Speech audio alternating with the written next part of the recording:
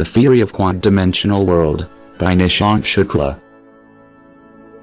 Back in the olden times, churches and many other people believed that the Earth was in the center of the universe. This became gradually untrue because the early scientists figured out that our Earth actually revolves around the Sun.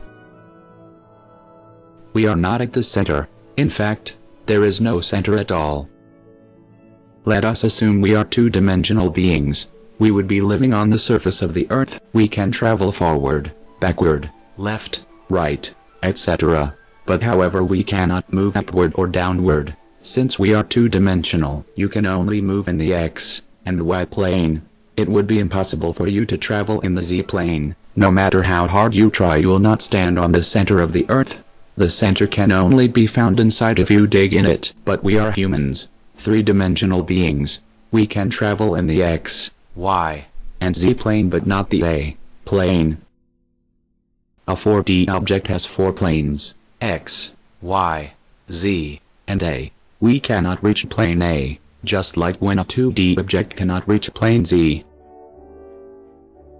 The density of the universe also determines its geometry. If the density of the universe exceeds the critical density, then the geometry of space is closed and positively curved like the surface of a sphere.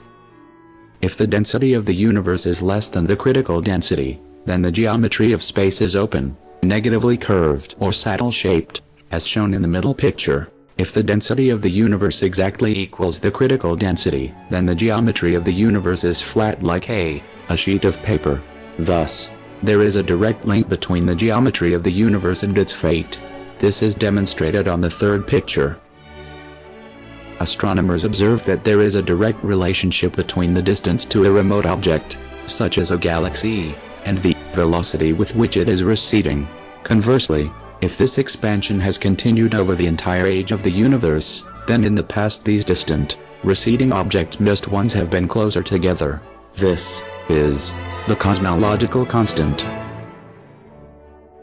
The Doppler effect plays an important role in determining if the universe is expanding. It is the change in frequency and wavelength of a wave that is perceived by an observer, moving relative to the source of the waves. The siren on a passing emergency vehicle will start out higher than its stationary pitch, slide down as it passes, and continue lower than its stationary pitch as it recedes from the observer. In other words, as a vehicle comes closer, its pitch gets higher, which means the wavelengths are closer together. Short wavelengths in the direction the vehicle is moving. This is called the blue shift. There are long wavelengths as the vehicle moves away. This is called the red shift. You can tell if a planet or galaxy is moving away from you by looking at the shift. If there is a blue shift, then it is coming towards you. But if it has a red shift, then that means the planet or galaxy is moving away from you. Astronomers noticed that in our universe every star and galaxy had a red shift. It was moving away from us.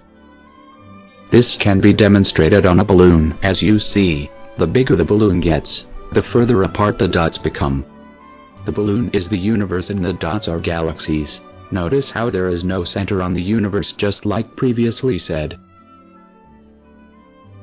A spin occurs when an angular momentum of a body is associated with the rotation of the body around its own center of mass. A point has 0 dimension and 0 spin. No matter how much you rotate it, it will always look the same. A line is in the first dimension. It has a 90-degree spin. That means you have to spin it 90 degrees on the x-axis to look the same again. A triangle is in the second dimension and it has a 180-degree spin. This means you have to spin it on the y-axis at 180 degrees. A 3D shape, like this irregular triangular pyramid, has a 360-degree spin. You have to spin it all the way for it to look the same again. A 4-dimensional object has a spin of 720 degrees. You have to spin a 4D object twice for it to look the same again. This means that you have to go around the universe twice to arrive back to where you started.